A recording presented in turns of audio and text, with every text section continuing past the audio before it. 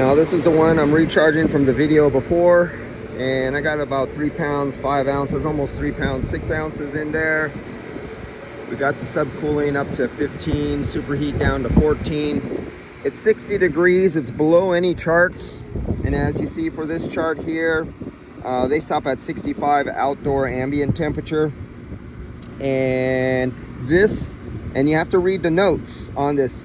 It goes, note, this charge applies to units with an orifice metering tube. Now this doesn't have an orifice meter. If I remember correctly, the indoor units were installed with ones with expansion valves on them.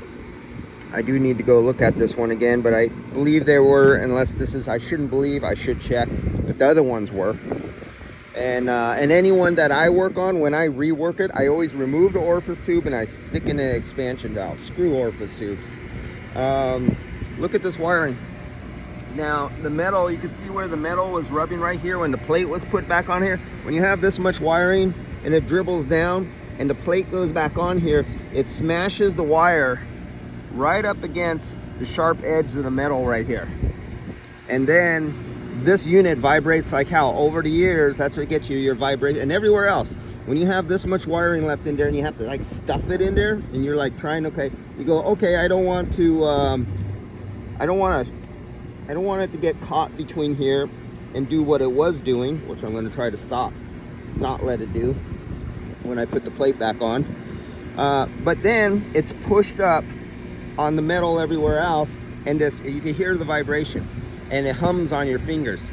And when wires are constantly over the months or years, they rub through, and that's where you get, look at this right here. This is the sharp metal right here. The wire just sits on top of it and it vibrates. And we've all come out to those jobs where eventually there's a big black arc mark and you come out to a dead unit because of something like that. That's why when I install these units, or if I sell one of these, and I really don't like to, but when I am replacing somebody, I break out the rubber grommets and I put the rubber grommets inside here, and I'll often tape this up, or I'll put a piece of electrical sheathing everywhere it protrudes through metal. This kind of stuff right here, you see where the wires are right up against there? The vibration in here, you ever get those that arced out? So you put the plastic grommet inside here so your wires don't rub on anything. All these are potential future failures that will, some people look at that, oh, that's guaranteed money, that means I'll make more money by coming out. But no, you don't want to do that to your customers. You want your customers to have the least expensive repairs possible, and you being called out for fewer repairs and make it live a nice long time. And when 15, 20 years, 25 years goes by, you sell them a new unit, because all compressors usually last 15, 20, 25 years. Unless the wrong people are maintaining them, or they don't get maintenance at all. But that's personal problems. We'll come back to this next summer when I eventually have time. I'll address the failing fan head pressure control that is not operating properly, that's keeping the fan on 100% of the time, it's not doing its job. That'll get addressed later.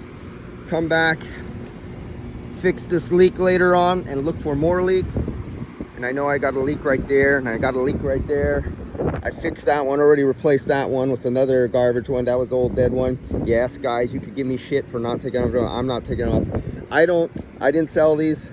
I'm doing somebody a favor, and I don't work on other people's stuff, but for this guy I made an exception. Knowing him, I worked with his dad years ago. So I said, just get another unit, and I throw it in there. It was a bad burnout.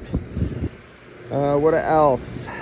Yeah, there's stuff to come back up on this roof, but by using these kind of units, they always break down, they always have problems. You're guaranteed a lot of work. So if you want to make a lot of money by continuously having broken down stuff, constantly failing, not working right when it's get cold, because it was never designed to work in the cold, you sell these units to somebody and you'll always have a whole bunch of comebacks to come to and fix and modify and add stuff to. But if you don't, all the units that are all on this roof and the 2 big units that are downstairs, I could have done this whole building with just 2 units. 2 VFR heat recovery units with only 2 sets of electrical connectors, 2 runs of electrical, 2 circuit breakers, and 2 runs of pipe. and he would have had redundant backup in each room off of 2 units, but instead all this shit has to be done. This is what happens when the right choice is not offered to do the right job. The electricians make a fortune. They love it when you put on 20 units on a building. They love it. When 20 units could be replaced by 2 units, they don't love it, because then the electrician's only making 1 run.